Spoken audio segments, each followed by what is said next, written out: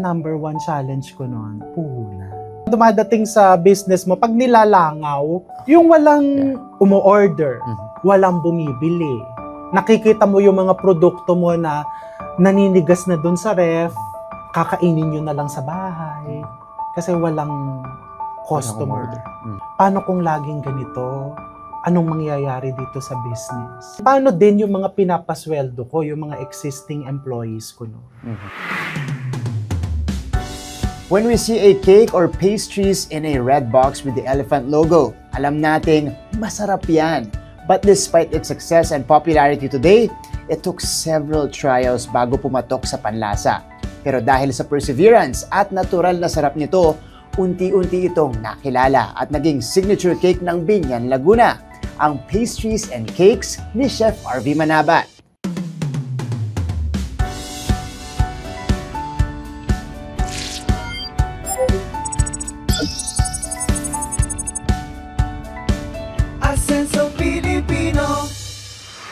Good day mga ka-Asenso! Oras na para sa isang kwentong punong-puno ng inspirasyon, impormasyon, at syempre, kwentong success. Ako po si Martin Javier, ang kaagapay nyo sa Pag-Asenso. Mga ka-Asenso, I'm so excited dahil kasama natin ang favorite content creator ng lahat. Okay, dami nating natututunan na recipe sa kanya, pastries man yan o savory. At ngayon, pinapasya niya rin tayo sa iba't ibang food destinations through his food trips. I-welcome na natin dito sa ating show si Chef RV Manabat. Chef, welcome to DTI Martin. Asenso Filipino. Hello. Oh, thank you for having me here. Okay, kamusta, Chef? Mabuti. Mabuti naman. Can I just say, dahil simula to, just to break the ice, you are my mom's favorite food vlogger. Lahat sinusubaybayan niya, your trips, your recipes. Hindi pa lang siya nakakabisita sa cafe at sa shop, pero I'm sure darating yan. Yes, soon dadalhin mo siya sa Biñan. Oh, ultimo nga, sinabi ko sa iyo kanina, pati airlines, favorite airlines mo, alam niya, nirecommend niya sa akin. Oo nga daw. Oh, hello to your mom. Anong pangalan niya? Mariel. Hello, Madam Mariel. Naku, kikiligin yun. Okay, pero Chef, sa pag-uusapan natin, syempre, a lot of people are inspired by your story. And, you know, your rise, obviously, it wasn't always like this. Yes. Kumbaga, meron ka talagang pinanggalingan, pinagmulan. May pinagsimulan. So, simulan natin dun sa simula ng cooking journey mo and your baking journey. Kailan ka ba natutong mag-bake o magluto? Well, bata pa lang kasi ako, exposed na ako sa kusina, sa palengke. So, sa pagkakatanda ko, I was 9 nung nagsimula ako magluto. Okay. Nagluto daw ako ng hot dogs pero inadobo ko. Hotdog, tas inadobo mo?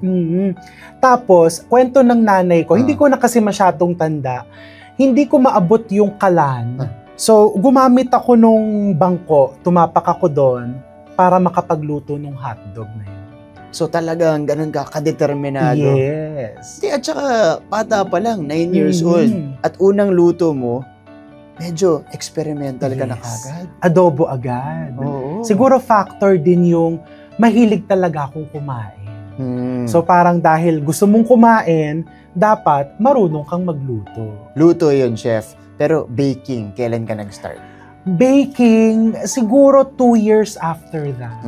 Nakakita ko ng recipe ng brownies sa isang lumang cookbook. So, sinubukan kong gayahin. Pero yung first baking experience ko, so di ba may mga 1 cup, 1 tablespoon. Ang ginagamit ko, yung cup talaga, yung tasang inuman natin. Hindi yung usual na naka-measure na. Yes. So, as expected, palpak yung kinalabasan ng product. Pero syempre, Chef, ikaw hindi ka tumigil. Kumbaga, hindi talaga. Yun lang ba yung simula? Pagkatapos nun, talagang nahili ka na ikaw na lagi nagluluto?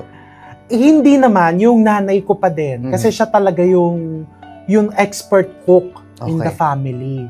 So, sa kanya ako natuto. So, nung na-discover ko yung hilig ko sa pagkain and sa kusina, tinatanong ko siya, Nay, paano ba mag-adobo? Nay, paano ba ba't pumalpak yung brownies natin?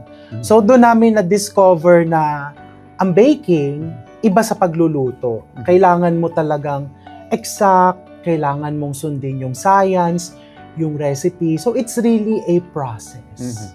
Pero I also heard, aside from cooking, medyo business-minded ka na. Yes. High school ka pa lang. Mhm. Kwento mo yun sa amin, Chef, kasi balita namin, nagdadala ka? Nagdadala ko ng produkto. Mahilig ako magtinda eh. So parang elementary pa lang ako or parang nasa first or second year high school. Pag magbiyabiyahe kami summer vacation sa Baguio, mamimili ko ng mga bracelets. Tapos ititinda ko sa school. So pag may tinubo kang konti, alam mo yon, nakaka-excite na parang gusto kong palaguin. So I was in third year high school nung na-discover ko, ba't hindi ko itinda yung mga binebake ko? Kasi di ba pag test ka ng test ng mga products sa bahay, normally nagsasawa yung mga kasama ko eh. Ano to, sa namin dadalhin to? So ba't hindi ko itinda sa school? Kamusta yung mga naging reaction ng mga kaklase mo ng chef? Well, una, experimental pa lang. Kasi syempre, medyo matigas, medyo ganito. So pag gano'n, sige, wag mo na munang bayaran. Tapos, nung nakapag-develop na ako ng foolproof na recipe, doon na, nagkaroon ako ng mga regular na clients. Pati mga teachers ko, bumibili sa akin. Oh, third year pa lang? Yes, third year. Ano yon? Chocolate fudge bars. Chocolate fudge bars. Yun ang specialty mo nun, yes. Chef. Kasi isang kagandahan nun, hindi siya nalulusaw eh. So kahit na dala ko na siya sa umaga, hanggang hapon, stable pa din yun. Bihira yun. Third year pa lang, high school pa lang, business-minded. At kumikita ka na, nakaka-achieve ka na ng success. Well, yung part na yon, kasi sabi sa akin ng nanay ko, pati ng mga kapatid ko, kumikita ka ba talaga? Kasi syempre, di ba, ang ginagamit ko noon na kuryente, gas, sa bahay namin. Hindi ko na-account. Yun na natutunan mo eventually na nag-business ka na. Oo. Na, kasi ikaw na lahat yung gumagastos. Yung proper costing, overhead, natutunan ko. Happy-awan ko lang ng konti. Tinuloy mo to, aral mo, you studied also culinary, is that correct? Okay. Kwento mo yung experience mo noon and how were you able to, what were your early jobs after graduation? So yun nga, since high school, food na, yung pagtitinda na, nag-decide ako na mag-culinary arts. Kasi kailangan i-professionalize natin, magkaroon ng degree. So after nung culinary degree ko, nag-training ako sa restaurant, sa hotel, and then, sabi ko, gusto ko maging ganap na chef. Gusto ko maging teacher. Gusto ko magturo ng pagluluto. At the same time, gusto kong ituloy yung pagtitinda ko. But in a professional level. Okay. So, after kong mag-culinary, nag-further studies pa ako. Kasi para mag-teacher ka, kailangan meron kang master's degree. So, tinuloy-tuloy ko yon, and then after that, nagturo ako sa mga colleges. Okay. And then on the side, nagtitinda pa din ako ng mga pastries. Ang pagtitinda mo, chef, saan mo siya binibenta noon? Sa bahay. Sa bahay pa lang? Oo, kasi nagtuturo ako Monday to Thursday. So, weekends, pwede silang mag-doorbell, pwede silang mag-message on Facebook. Kung pipick up sila ng ensaymada, chocolate cakes. Okay. But eventually, chef, yun pa yung style mo noon. Talagang very personal. Yes. Kontakin nyo ako para makakuha kayo nitong pastries products. Oo. Mag-PPM sila. Pero yung iba matigas ang ulo eh. Kahit na nakalagay na send a message, panayan doorbell. Talaga? Oo. So, syempre, nandun yung pressure na, naku, nagdo-doorbell to. Anong laman ng ref? Oo. Diba? Hindi sila nagsasabi? Hindi nagsasabi. Kasi nakalagay doon sa Facebook, no? Ito yung mga products available Friday, Saturday, Sunday. Ring the doorbell. Okay. For pick up. Okay. Anong cakes ba yung binibenta mo nun, chef? Yun pa din, yung brownies. Brownies pa rin. Tapos may chocolate cake. Okay. Cheesecake. Kasi yung cheesecake ko, nanalo yun many years ago na best cheesecake in Manila. Wow! Sa MAFBEX, Manila Food and Beverage Exposition. Tapos, yung Yema Cake. malaki yung Mafbex, chef. Oo. Lalo if you're in the culinary world. Yes. Napakalaking, it's a big deal if you win Mhm. something like that. You know, it's a great recognition. So masasabi ba natin na right away, successful ang cakes ni Chef RV? Ay nako, hindi. Kaninang binanggit ko, may nagdo-doorbell. Minsan, meron ding araw na walang magdo-doorbell. Akala mo tutunog yung doorbell, yun pala, Meralco. Imbes na bibigyan ka ng pera, ikaw pala magbibigay. Yes. Kasi during that time, di ba, bihira ang doorbell kasi hindi pa uso nun yung mga delivery riders. So, mula doon, kailan mo naman naisipan na mag-transition na, okay, gagawa na ako ng cafe, ng physical store for my pastries? 2013, binabalance ko kasi yung passion ko for teaching and for selling. So, parang pareho ko siyang gusto eh. So, 2014, nagsimula tayong magturo ng baking and cooking dun sa kitchen namin in Binyan. So, every weekend, may cooking classes, cooking and baking classes. Maliit lang, 7 to 10 students. They would go to our kitchen, half day or whole day, magbe-bake kami. So, ang naging challenge nun, pag naghihintay sila ng sundo, wala silang matambayan. So, nandun lang sila sa garahe. Tapos, nagko-observe sila, ba't may nagdo-doorbell? Kasi may pipick up ng order. So, sabi nung mga regular attendees ko, bakit hindi ka magtayo ng cake shop, coffee shop dito, Correct. para may tatambayan kami? Pero syempre, number one challenge ko noon, puhunan. Okay, puhunan. Kasi syempre, cake shop, coffee shop, kailangan mo ng pwesto. Yeah. And mainit sa atin, kailangan aircon. Kailangan aesthetic, magandang tignan. So, kumbaga, hindi dapat, yung paggawa mo, pag-conceptualize mo doon, hindi dapat madalian. Yes. Kumbaga, dapat pinag-iisipan, tsaka gagastusan. Yes. Saan ka nakakuha ng puhunan ng Chef RV? Well, tinuloy ko yung teaching ko. So, 2014, 2015, 2016, for 3 years, nagtatabi ko ng a big chunk of the income na ito, para to kung sakaling itutuloy ko yung dream cake shop, yung dream coffee shop. Meron akong gagastusin. Okay, and then finally, nagawa mo na siya. Gaano ka binago nito yung buhay mo, yung takbo ng buhay mo at that time? Nako, sobrang stressful, no? Kasi nung una, akala ko, pag marunong kang mag-bake, pag marunong kang magluto, pwede ka nang basta-basta na lang, ito, magbe-bake ako ng 10 cakes dito, i-display ko. Hindi pala ganon. Ang dami palang preparations.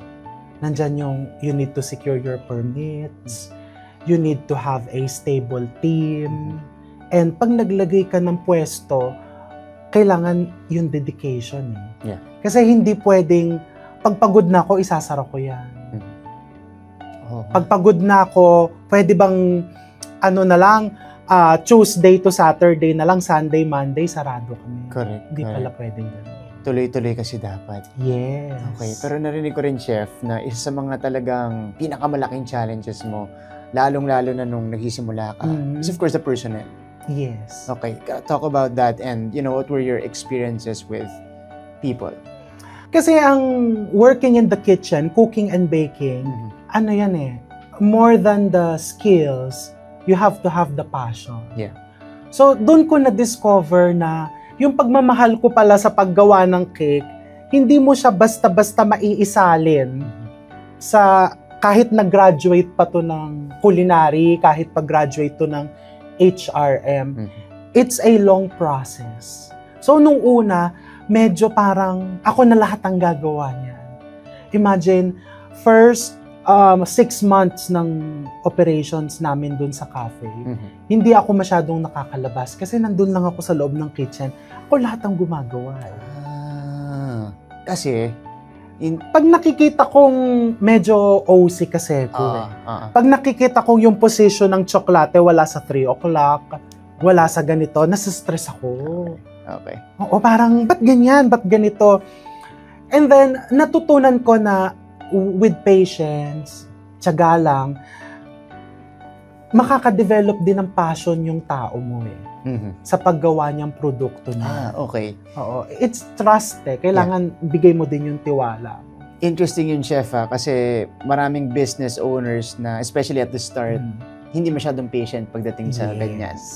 Kasi pag nakikita na, hindi siya kasing passionate. Oo. Hindi same yung love. Yes. Minsan naisip na, sige, susukuan. Ikaw, you stayed patient at pinagtiwalaan mo sila eventually. Important kasi yung tiwala. Kasi yung recipe, pag iisipin mo, ano kaya to? Baka pag tinuro ko sa kanya, next month, umalis na to dito, or next month, magtayo na to ng sarili niya. Cake shop. Nung nagsisimula ako, may yung mapaparanoid ka. Hindi mawala sa isip ko yun. Chef, ito, may question tayo. Meron bang point, lalo na nagsa-start ka, maybe in the middle, talagang nahirapan ka, ginusto mo nang, inisip mo na susuko na ako, ayoko na, kasarado ko na to. Oo naman. Talaga, kailan yun, Chef? Even nung hindi pa ako nagbubukas ng cake shop, yung pag medyo, alam mo yun, dumadating sa business mo, pag nilalangaw, yung walang umu-order, walang bumibili. Nakikita mo yung mga produkto mo na naninigas na dun sa ref, kakainin nyo na lang sa bahay. Kasi walang customer. So, nakaka-discourage siya. Yun, na parang itutuloy ko pa ba to? Paano kung laging ganito? Anong mangyayari dito sa business? Dun sa mga moment na yun, paano mo siya nalagpasan? Yung motivation ko is yung tao ko Both the employees and both the customers. Okay. Kasi may mga regular customers pa din kami talaga. Okay. So sila yung pagka naiisip mo na hindi ko na itutuloy, sasabihin nila, paano naman kami? Saan kami o-order ng cake? And paano din yung mga pinapasweldo ko, yung mga existing employees ko? Dahil nandito na tayo sa usapang yan, para dun sa mga ka-asenso natin, I'm sure marami rin sa kanilang mahilig din mag-bake. Yes. They wanna open a business. Gaano ba kahirap yung mag-food business? Kasi ito, raw materials. Kailangan sakto yung bibilin mo para sa gantong amount ng products na i-bake mo o magagawa mo. Gaano kahirap yung pag-put up at pag-sustain ng isang food business? Anak ko, napakahirap. Kailangan super hands-on ka. And kailangan, kasi marami akong kakilala na hindi sila marunong magluto, pero magtatayo sila ng food business. Ang nagiging result, nag-aaral sila magluto, nag-aaral sila mag-bake. Kasi kailangan, alam mo talaga yan From marketing, to production, hanggang sa pagbebenta ng products mo, hanggang sa pagtikim. Kumbaga yung knowledge mo, ganon, ka-thorough. Yes. Ganon ka-thorough yung pagbusisi mo dun sa business. Kailangan mabusisi ka. And 24/7 yan ang food business. Correct. Hindi pwedeng, hindi yan katulad ng office work na 9 to 6. Pag out ko, okay na yan. Hindi ganon. Kasi katulad sa amin, para lang gawin tong bibingkang to, pag out ng isang shift, ibababad na yung galapong na gagamitin the following day. Okay. Eto, Chef, kasi syempre, when you talk about pastries, may difficulty din ba dun sa, kunwari, mag-expire yung materials, ako hindi pa nagagamit, nagkaroon ka ba ng, bago mo natansya na yung mga gagamitin mo eventually, nagkaroon ka ba ng difficulty dun? Yes. Marami kaming mga ingredients na nasira. Actually, kasi with the weather dito sa atin, pagka sobrang init, mapapansin mo kahit hindi pa expired ang cheese, mabilis. Naglalangis na yan. Mabilis yan. So, paano gagawin ko dito? Ilalagay mo sa ref. Pag sobrang init, ang mga ref napapagod. So, minsan, bigla na lang masisira. So, yung mga ganyan, hindi mo ine-expect, mangyayari't mangyayari. Let's talk about YouTube for a little bit. Gaano katagal ka na nag-YouTube, Chef? Kailan ka nag-start? We started 2020. So, 5 years. 5 years na. That was the start of the pandemic. Yes. Kailan mo napapansin na, simula nung nagpo-post ka ng video, una muna, bakit mo naisipan na mag-post ng recipes ng videos? Kasi every weekend talaga, nagbe-baking class ako. Mhm. So, nasana yung katawan ko, nasana yung utak ko, yung kusina ko, na nagse-set up kami every weekend. So, noong nag-pandemic, parang na-lost track ako ng araw. Anong araw na ba ngayon? Everyday, ang ginagawa ko lang mag-garden. So, sabi nung sister ko, alam mo, pwede mong ituloy yung weekend routine mo eh. Correct. Mag-bake ka, magturo ka, ipashoot mo, just use your phone. Phone yun. Phone lang. Tapos, since skeletal nun eh, Aha. yung employees namin, yung helper ko sa kitchen, siya na din mismo yung humahawak ng phone. Siya yung pinakauna mong cameraman. Yes. Wow. And then since wala akong alam anything about editing, kung ano yung sinut sa phone, yun na din yung ipopost namin on social media. Social media. Diretso na yun. Yes. No editing. Wow. Okay. Chef, kailan ka nagsimulang pumalo sa views? Kailan mo nasimulang mapansin na, uy, teka lang, pumipick up yung ano natin, maraming nagiging interested at nagiging viral yung videos mo? Nung chocolate cake. Yun yung nagbibigay sa tsokolate ng melt in your mouth sensation. Di ba pag kinakain mo, natutunaw sa bibig and sumasaya ka. When we posted the chocolate cake recipe video, yun, ang daming views. Siguro in a day, pumalo agad siya ng 200 to 300,000 views. Wow. Tapos, nag-flood yung social media accounts ko. Okay. Kasi yung mga tao, tinatag nila ako, ito yung chocolate cake na binake ko. Okay. So, instantly may community interaction. Yes. Galing. Okay. So, yun na. Nagsimula na yun. Pumake-up na recipe videos. Talagang marami nang nanonood. Okay. Paano naman, that was the boom of your online, your social media accounts. Paano yan nag-translate dun sa success ng business mo? Mas marami ba agad yung bumibili na ng mga products mo? Especially at that time na nasa pandemya tayo. Nung una kasi, hindi ko masyadong pinopromote yung mga products namin. Pero siguro yung mga tao, curious sila na, sino ba to si Chef RV from Binyan? Ano ang ginagawa niya aside from his YouTube channel? So napansin namin, even during the pandemic, madaming dumadayo. Na, oy, kasi nanonood kami ng YouTube mo, taga dito kami, or actually yung iba karatig bayan lang namin eh. Okay. Na hindi namin alam na meron ka palang cake shop, pero when I saw you on YouTube, na-curious ako, so ito, bumibisita kami ngayon. Partida, hindi niyo pa pinopromote yung products yun nun. So So talagang nag-research sila. Saan ko ba mahanap si Chef? Kasi pag tinignan nila yung YouTube, nanood sila ng video, nakapin din yung menu ng cake shop. After that, Chef, before I try these amazing pastries, dito ako excited talaga eh. Okay, magde-dessert na tayo mamaya. From that point up until now, paano mo may compare yung influx ng tao sa cafe and your order numbers ngayong 2025 na? Naging stable talaga ngayon. So parang, and continuous yung pagka-capture namin sa iba't ibang market. Hindi lang kasi siya before mga karapit bayan lang namin, Metro Manila. Ngayon, even yung mga taga-abroad na, ay, magbabakasyon kami, pupunta kami sa bake shop mo, titikman namin yung produkto mo.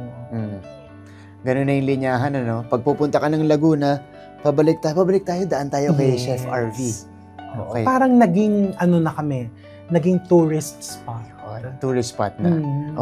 Speaking of, dinala niya ang Binyan, ang bestsellers ng Binyan dito sa DTI Ascenso Pilipino. Sige, Chef, doon muna tayo sa pinaka-classic, ang chocolate cake. Yung chocolate cake and this one, yan yung first products namin. Chocolate cake, this is the cheesecake. The queso de bola. Queso de bola. Okay. Alin dyan yung bestseller, Chef? Those. Ito, Queso de bola. Yan tatlong yan actually. The cake sampler, the queso de bola cake, and then the bibingka. The bibingka. Okay. Yung mga pinakauna nyo, ayan. Queso de bola cake and Yeah. the chocolate cake. So, first 3, and then kailan kayo nagsimulang mag-diversify? At saka paano nyo pinili yung mga products na i-include ninyo? Well, actually, lahat yan by accident nangyayari. Parang katulad nitong queso de bola cake namin, yema cake yan before. Oh. And then, may umorder sa akin, that was January, many years ago, naubusan kami ng cheese. Pero may queso de bola sa ref. So, ginadgad ko yon, nagustuhan niya. Oh.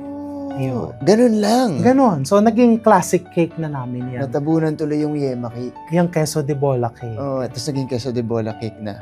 How about the blueberry cheesecake? Yan yung same recipe na yung kinuwento ko kaninang sa Mafbex. Ito yun. Yes. Ito yung award-winning. Oo. So, lahat Blueberry yan may cheesecake. storya. May kanya-kanyang storya lahat ng cake. Okay. Chef, pwede ba tumikim? Yes. Alam mo, sa totoo lang, ayokong sirain yung setup. Ang ganda ng pagkakapresent ni Chef eh. Blueberry. Ayan, blueberry cheesecake. That's one of our classic cake. Yan. Sensya na po. Ito kasi lahat ng cake flavors namin, customer ang nakadiscover nito na pwede bang lahat ng cake slices mo, pagsamasamahin mo in one cake. Okay. So, yun yung birth nitong classic cake sampler. Cake sampler. Yes. So, lahat ng flavor nyo nandito. Yes. Galing. Best blueberry cheesecake in Manila. Let's go. That was year 2008.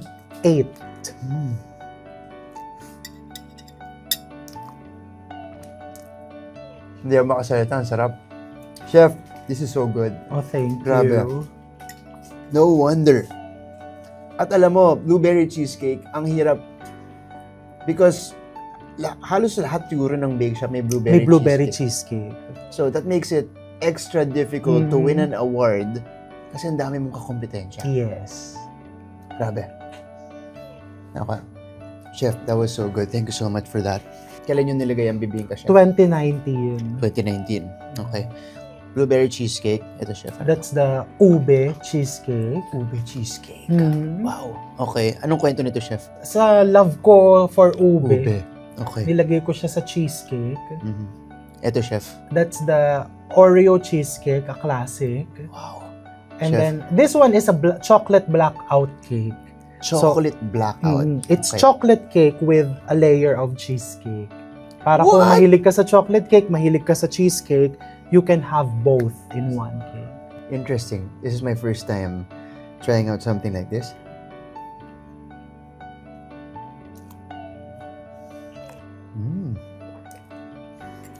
Grabe. Nasa isip ko, baka hindi ito mag-work. Sarap. Is this... Grabe to, Chef. Okay. So, kung gusto niyo ng best of both worlds, try the chocolate blackout cake. Yes. Okay. Ito, Chef, the classic chocolate Classic cake. chocolate cake. And then, This one is red velvet cheesecake. Parang ganito din, pero red velvet yung base. sarap. And then, The carrot and then the queso de bola. queso de bola. Being an online personality and an entrepreneur, ang lagi natin dapat tandaan siguro, you can't please everybody. Yes. Di ba? May mga, meron pa rin magko-comment at kahit gaano kasarap, kahit gaano kaganda yung gawa mo, may magko-comment at magko-comment ng negative. Yes. Okay. How do you handle this? How do you handle that? Especially online reviews. Oo. Well, kasi kung ang magiging goal natin is to please everybody, hindi ka na talaga magiging successful. So, i-expect mo na yan. Kailangan i-welcome mo yan. Ako nga nagkaroon ng motto na good and bad publicity is still publicity. So, yung mga good and bad reviews na yan, kahit may mga bad and negative reviews, kailangan i-embrace mo yan. Kasi may pinanggagalingan yan eh. So, how do we handle it? Kailangan mabait ka. Yung negative na review, wag mong suklian ng negative din na reaction. So, ginagawa namin first, itulog mo muna. Okay. Pag may nagbigay ng negative, hindi mo re-replyan agad yan. Kasi syempre, pag binabasa mo yan, na, uy, yung bibingka mo hindi naman talaga masarap. Ah. Mas masarap pa yung nabibili dun sa gilid ng simbahan dun sa probinsya ng biyenan ko. May mga ganon. Mm. So, babasahin muna namin, pupunta yung, let's say, yung cafe supervisor, may nag-comment po ng ganito. May nagwala po. Okay, sige, let's give it an hour.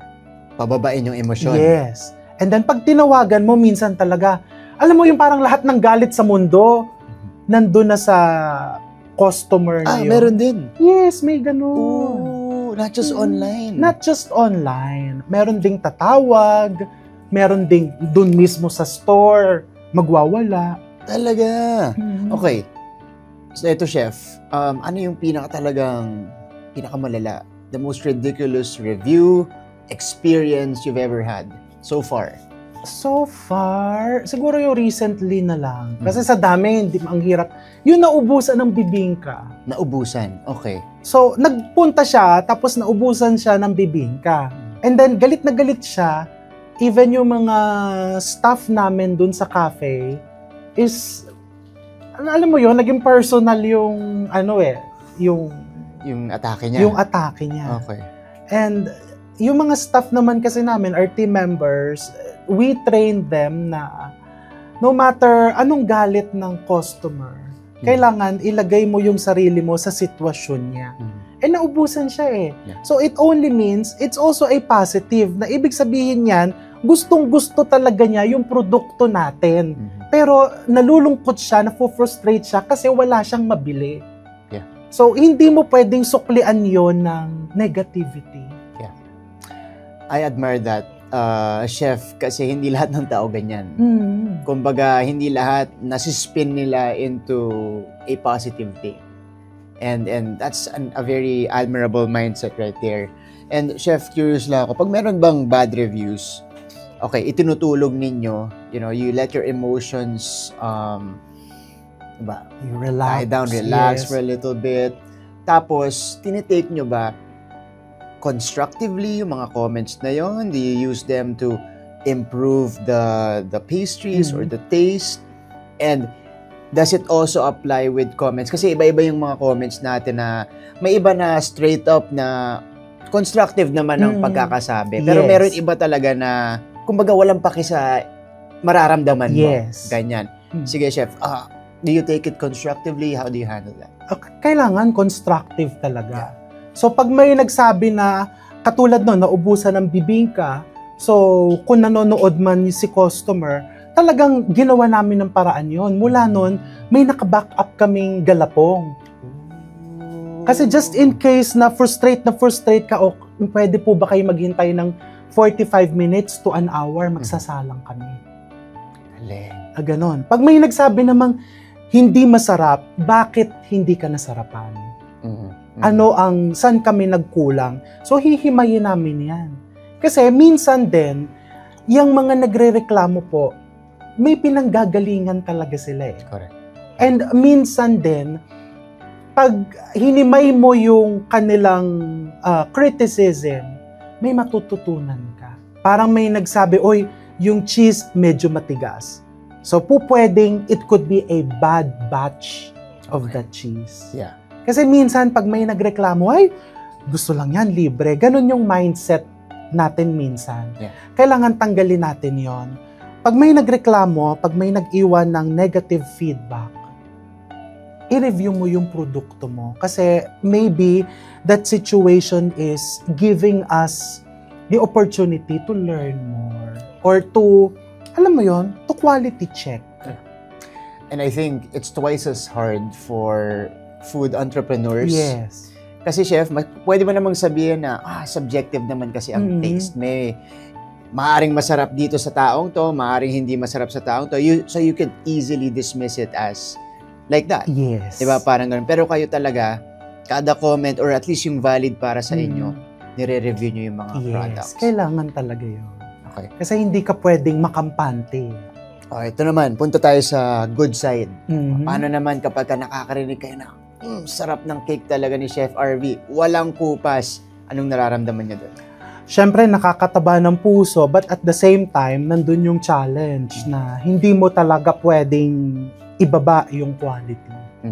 Lalo simula nung nag-YouTube ka, chef, may expectation ba na, syempre, ikaw naglalabas ng recipe. May expectation na ba na kailangan, masarap na masarap to? Kasi syempre, yung mga nanonood online, yun ang nasa isip na nila. Yes. Nag-increase ba yung expectation? Oo, kasi nakikita nila online, oy, pag nagluluto yan, ang ginagamit niya na butter, mamahalin. Ang ginagamit niyan tsokolate, premium. So pag tinikman nila yung produkto natin, ang expectation nila, kailangan premium yung lasa kasi siya mismo ganyan ang ginagamit niyang ingredients sa mga videos. Okay. Chef, ano yung so far pinakamagandang narinig mo na feedback mula sa mga customer? Yung talagang tumatak sa'yo? Pag pinasalubong daw nila yung bibingka, uy, ito pinasalubong ko tong bibingka, nakarating pa abroad. Yung, it brings them a taste of home. Wow! Galing, ganda naman yun. Siguro talagang masarap ang tulog mo. Yes. Pagkatapos mong mabasa yun, chef, ano? Tsaka kasi yun talaga yung goal ko when we started this bakery, this cake shop na homemade. Yung pag kinain mo siya, hindi siya yung commercialized, hindi lasang mass-produced. Yung handmade talaga, homemade. Aside from pastries, meron kang mga gourmet bottles. Ang dami mo nang ginagawa. Ikaw rin ba ang gumagawa nito? Hindi po ako ang gumagawa niyan. Sino, chef? Meron kaming mga group of mga former students and yung iba mga customers ko din na meron silang mga home-based businesses or masarap sila magluto. So what we did, we guided them, binigyan namin sila ng standard na ganito ang gagawin ninyo, ino-oversee namin sila and sa kanila namin pinapa-execute yung mga products na yun. Okay. Bakit importante sa'yo, chef? Kasi syempre, ano ka na, to begin with, you're a teacher already. So meron ka talagang, mission to give back. Pero why is it important for you to give them jobs like that and to mentor them? First of all, hindi ko naman kayang gawin lahat yun. And second, maganda din yung nakikita mo yung growth in the community na hindi lang ikaw yung lumalago. Even these small enterprises, kahit nasa bahay lang, nakikita mo parang yung isang supplier namin na gumagawa ng isang product namin. Ngayon, this year, nagplaplano na sila ng expansion. Wow. Nagplaplano na silang bumili ng delivery van. So when you see this growth na, ay, hindi lang yung negosyo ko yung lumalago, but through this business, madaming mga negosyo yung natutulungan mo din. Yeah. Chef, pag ganun, lumalago yung business sila, anong sinasabi nila sa inyo? Well, very grateful sila. But ang sinasabi ko naman, grateful din naman kami sa inyo. Kasi this growth, hindi lang sa inyo, hindi lang sa amin, sa ating lahat. Kasi sila din, they are able to employ people. And yung mga produkto na sinusupply nila sa amin, ina-outsource din nila yon from other small businesses. So para bang it's a chain reaction na lahat tong negosyo, maliit, medium, lumalago, umuunlad. Galing. Yan yung desired growth natin, especially in that particular community. Chef, curious ako, you mentioned earlier, nagsimulang pumalo yung views mo sa YouTube dun sa chocolate cake recipe. And chef, this is one of your best sellers, of course, the chocolate cake. Yes. Bakit hindi ka takot at bakit hindi mo ipinagdadamot yung mga recipes mo, yung mga personal secrets mo when it comes to cooking? Bakit mo siya hindi pinagdadamot knowing that on the other side, may nanonood na pwedeng gayahin? Yun, chef. That recipe is the same recipe we use for the cake. For the cake. But syempre, yung ingredients po pwedeng iba yung ginagamit nilang ingredients than what we use in our cake shop. Kasi nung bumenta siya, nagustuhan ng mga tao yung lasa niya. And kahit mga 3 to 5 days na sa ref, hindi siya basta-basta nasisira. So sabi ko, yun din yung gusto kong ituro sa viewers ko. Kasi 'di ba, you want to share success to the people. Hindi kasi pwedeng sasarilinin mo yan eh. Naging successful yung recipe ko, naging foolproof, bumenta, akin lang yan. Hindi ko ituturo sa iba. Bakit? Everybody, everyone deserves a chance also to earn and to have a successful business. Okay. Curious lang, Chef. Meron na bang natuto dun sa mga videos mo tapos nakita mo binenta nila yung recipe or hindi naman yung recipe, of course the food, the cakes? Marami na. May nakapagpatayo nga ng 2-story. Ah, talaga? Oo, bakery business by Oh. using that chocolate cake recipe. Ang galing. And Chef, of course, you're very much, I don't know, open to that, and you're happy for them. Mhm. Galing. Okay. Kasi iba yun. You know, some people, binigay ko sa inyo, ba't yung ginagamit dyan? Ganun yung magiging reaction. We don't see them as competition. Siyempre, talaga namang hindi naman nawawala yung competition in the business. Pero what I always tell my students, my attendees, and my viewers, good competition yan. Kasi ang tao naman, as a consumer, hindi naman na everyday sa'yo ko bibili ng bibingka. Tumitikim ng iba yan. So, pag nagbabago yung panlasa ng tao, yung craving ng tao, ng consumer, lahat po tayo nakikinabang. So, wag natin isipin na, ay, gumawa ng bibingka yan, kalaban ko yan. Wag ganon. Sa unique mindset, lalo na sa isang entrepreneur. Ito, Chef, you know, from the cooking videos, the recipes, you've transitioned to food trips. Yes. Ngayon, pumupunta my ka favorite. na sa... Ayan na, your favorite. Mm. Ngayon, pumupunta ka na sa iba't ibang restaurant. Yes. Ayan. And of course, you give them exposure. Yes. Is that the objective to begin with? You know, to help out those restaurants by giving them eyeballs like that on your YouTube channel? Part of the objective yun. Okay. And part also is yung for us to really sample yung diverse food cultures ng iba't ibang lugar. Okay. Anong pakiramdam mo na in a way natutulungan mo sa I'm sure that wasn't intentional yung makatulong sa kanila. Pero ang pakiramdam mo na natutulungan mo sila kasi pag napapanood yung mga videos mo, mas pinupuntahan ngayon yung mga restaurant nila. Well, syempre nakakataba ng puso, but at the same time, nandun din yung, alam ko may challenge din dun sa mga restaurants na yun eh. Na kasi syempre pag na-feature mo, minsan dinadagsa sila ng mga customers. So minsan din, yung iba, ay, maaga kaming naubusan ng produkto, maaga kaming ganyan. So it's really a learning process. So, may favorite ka ba so far na napuntahan? Well, for sure may magtatampo, pero pinaka-favorite ko kasi Marikina. Ooh! Yes. Okay. Marikina. Marikina. In terms of how the locals support one another, nakakabilib. Doon, yung pinag-uusapan natin kanina na yung wag mong isipin na competition, yung mga kapitbahay mo. That's how they practice food businesses in that city. Kumbaga, in a way, they're aligned with, you know, your advocacy and your values. Meron pa nga silang organization doon called It's Marikina. Lahat ng almost lahat ng food service businesses, may organization sila to support one another. Okay.